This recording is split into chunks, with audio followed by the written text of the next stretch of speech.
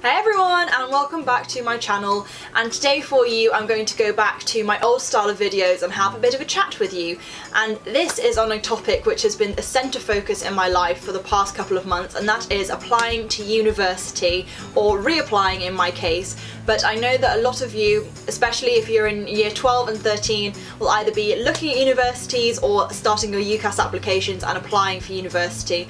Now this only applies to British universities, not overseas, so I'm sorry if you are a overseas viewer because this won't relate to you, because obviously I'm British and I'm applying to the British university system, so that is what I'm going to be talking about today. But the reason for me making this video is that before I started to reapply for university, I had no clue how to start, where to start, or who to chat to help me with my UCAS application.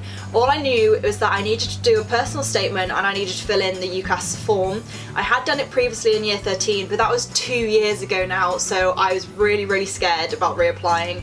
And also there's always the worry when you're reapplying to university that the course is going to be the right one for you this time, that the university is going to be the right one for you this time, and also you do kind of have that little niggle in the back of your head of what people are going to think when you say that this is the second time that you're going to university. So these are the kind of things that I'm going to be speaking to you about today, and I hope this is really helpful for anyone. Like I said, I didn't find anything particularly helpful when I was trying to reapply, so that's why I'm making this video for you today. The first thing I want to talk about is UCAS. UCAS is the big website which everyone in Britain uses to apply for university.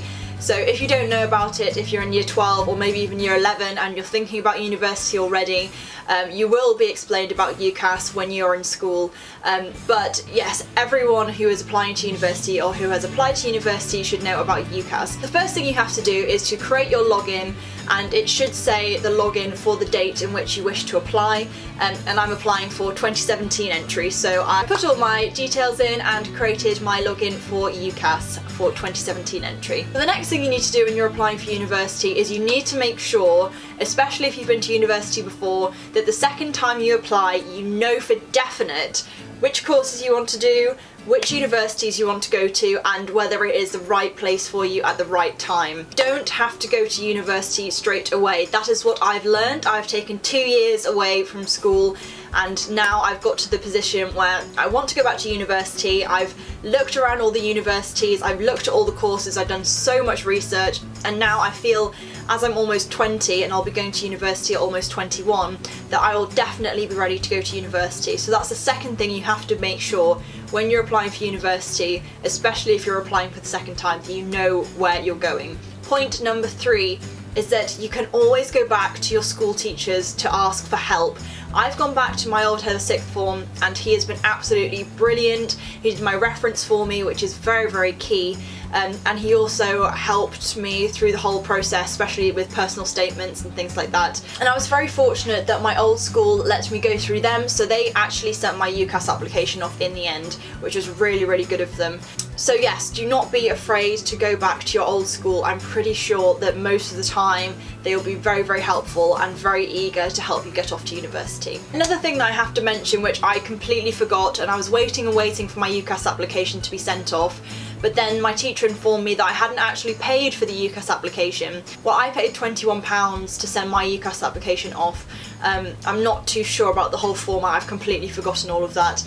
But yes, you have to make sure that you have paid for your UCAS application before it gets sent off. So if you're waiting around twiddling your thumbs and thinking, why is it not gone, maybe ask whether you have paid or look at your application to make sure you have paid. So personal statements. This is one of the major things about a UCAS application, is your personal statement. It's 47 lines basically selling yourself to all of the universities that you want to go to.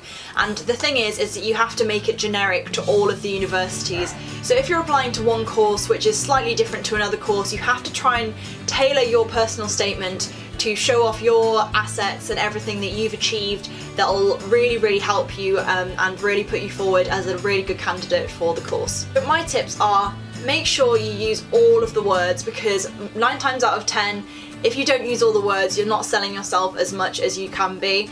I literally got up to 47 lines. I think I wrote 1,000 words at first, and then I had to majorly chop it down. So yes, you've got to make sure you use all of the space that you have just to make sure you're putting yourself forward in the best way possible. A second tip for a personal statement is do lots of drafts. I did 6 drafts of my personal statement this time, and I also did 7 the first time. So lots of drafts, you've got to keep double checking, going over it, making sure that everything is perfect, spelling's perfect, punctuation, and you can't do that without doing drafts. Tip is get advice from your peers or get advice from your parents or teachers, and make sure that you are collaborating with other people so that they can input their ideas, because you can put forward what you think but it may not come across that same way to everyone else, so it is always really good to have a second opinion. I asked both my parents their opinion because obviously I'm not in school, and they were so helpful, so thank you to mum and dad. But yes, always get someone to double check it for you just in case you've missed something out or it just doesn't flow as nicely as it should be. My 4th tip for personal statements is write it in Word. Use Microsoft Word and then copy and paste it into UCAS to make sure it's the right amount of lines. The word count is down the bottom in Microsoft Word, but the whole UCAS application takes it with spaces included as well. So that's 47 lines with spaces included, 4,000 characters, something like that. So you've got to make sure that it does fit inside the box, and the best way to do that, write it in Word, copy and paste it into UCAS to double check. So the final thing when reapplying to university or applying to university in the first place, when you're going to look at the universities, make sure you check out more than just the course. So make sure you check out the accommodation, make sure you check out the Students' Union, any nights out, check out the town. Go and ask all the students all of their opinions on the university, because at the end of the day you're there for 3 years and you want to have the experience as a whole of the university and not just the course. So that is my number 1 tip really for when you're going to look at universities, is just spend all day there. Really look at the accommodation as well. That's one major thing that affected me the last time I went. So yes, you've got to be very thorough when you're looking at universities. Once you've sent off your UCAS application, you have to just wait, and that is what I'm doing right now. Is I'm waiting to hear back from the universities. I'm waiting for their reply, and it is so frustrating but also so exciting. I think this is probably one of the most exciting times. I know when I was in year 13 it was so exciting waiting for the little track email to come through. I'm really excited to get all my offers and then finally go off to university again in 2017. Don't worry too much if you don't get your answer straight away. Both of the universities that I applied for sent me an email confirming that they got my application. All you've got to know is that they will reply to you one way or another, so it's just a bit of a waiting game, and a really exciting one at that. So good luck to everyone if you are applying to university, and good luck to anyone reapplying for university. If you have any questions to me about my experience in university or how I'm feeling reapplying or anything that I've been through in this reapplying process, please leave them in the comment section down below. I'm very happy to answer any questions that you guys have, because obviously I've experienced it before, I've been through it, so I would really love to help everyone who's either in my situation now or is just applying to university for the first time. I hope this video has been helpful.